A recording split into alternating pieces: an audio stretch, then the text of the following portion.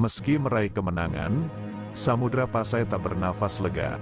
Ancaman kembali datang dengan Gajah Mada memimpin. Dalam penyerangan kedua yang mengepung dari darat dan laut, Samudra Pasai berguncang. Pemberontakan internal ikut menyulut gejolak.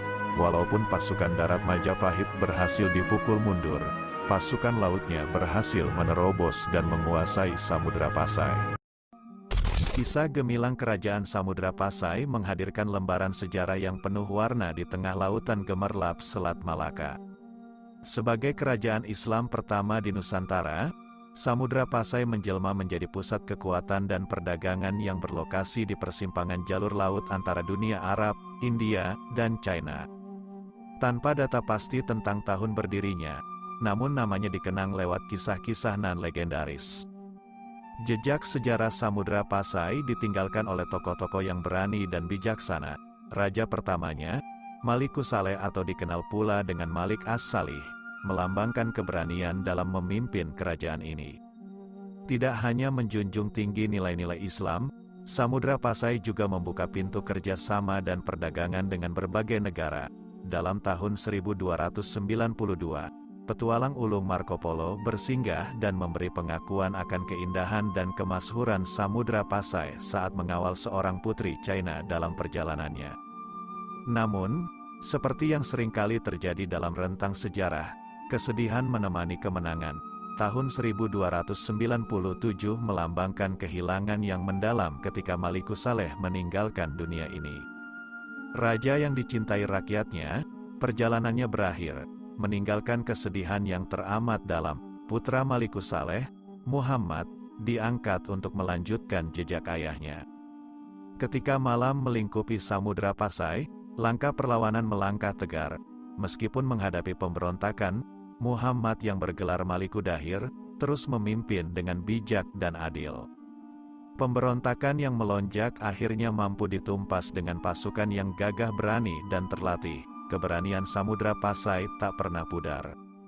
Maliku Dahir tidak hanya memimpin, ia juga memiliki seorang putra bernama Zainal Abidin, yang kelak menggantikannya sebagai Maliku Dahir II.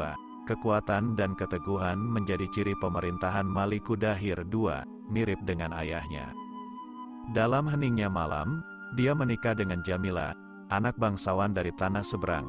Dari pernikahan ini lahir Haidar, yang tumbuh menjadi lelaki pemberani. Namun, saat kemajuan menjadi kepakaran, bayangan ancaman muncul. Kabar tentang ambisi Gajah Mada di Majapahit untuk menaklukkan seluruh Nusantara melalui Sumpah Palapa sampai ke telinga Samudra Pasai. Sebuah utusan dikirimkan dengan permintaan tunduk di bawah Majapahit, namun semangat keberanian tak tergoyahkan di Samudra Pasai. Kami adalah negeri yang berdaulat, kami tidak akan menyerah pada siapapun, termasuk Majapahit, ujar Maliku Dahir II dengan tekadnya yang bulat di depan utusan Majapahit. Keputusannya ditolak oleh utusan yang sama tekunnya. Perlawanan menjadi suara yang bergema di Samudra Pasai, menghadapi pasukan yang takdirnya terjalin dengan perang. Perang melanda dengan segala keberanian. Tidak hanya senjata yang menjerit, tetapi juga takbir yang meneriakkan semangat. Selama 3 hari, darah dan keringat bergabung merentangkan medan pertempuran, hingga perang berhenti saat senja datang. Pada hari keempat, hitung-hitungan menjadi panduan, pasukan Majapahit mulai melemah, dan Samudra Pasai melihat peluang, penyergapan dilancarkan, hasilnya menggemparkan, pasukan Majapahit menyerah, termasuk panglimanya. Namun, mereka tak dijadikan tawanan, melainkan diusir kembali ke Majapahit. Meski meraih kemenangan, Samudra Pasai tak bernafas lega. Ancaman kembali datang dengan Gajah Mada memimpin. Dalam penyerangan kedua yang mengepung dari darat dan laut, Samudra Pasai berguncang. Pemberontakan internal ikut menyulut gejolak. Walaupun pasukan darat Majapahit berhasil dipukul mundur, pasukan lautnya berhasil menerobos dan menguasai Samudra Pasai.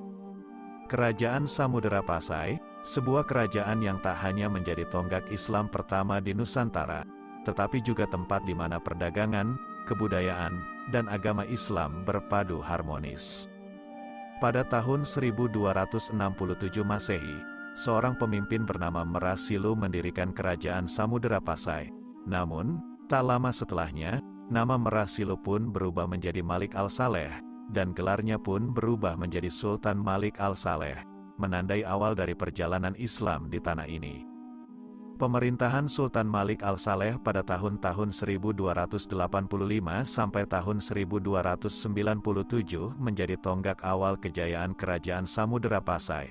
Pada tahun 1292, seorang musafir dari Italia bernama Marco Polo datang ke sana, dan dari catatannya, dunia mengetahui bahwa di Samudera Pasai, seorang raja bergelar Sultan memimpin.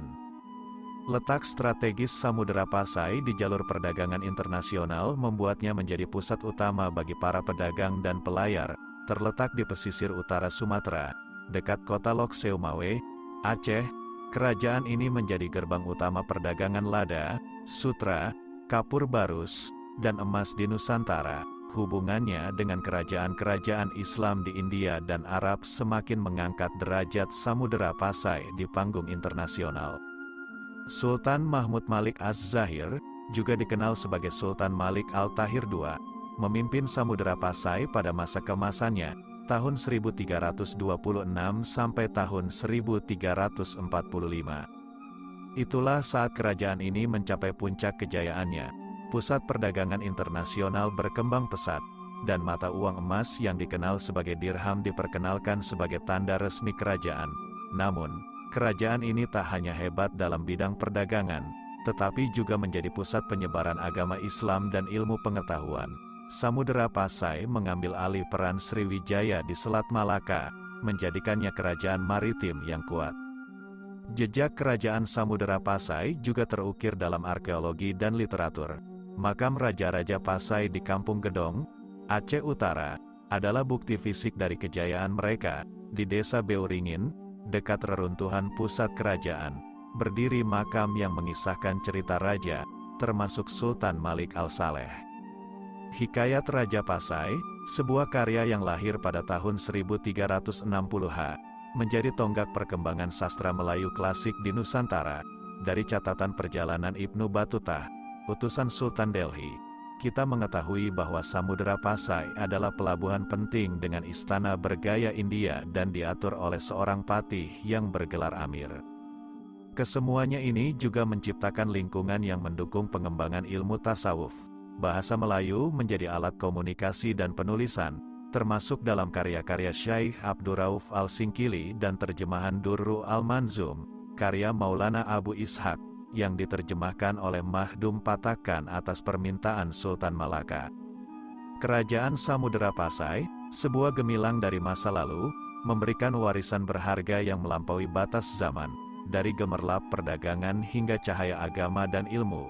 Jejaknya tetap hidup dalam sejarah Nusantara.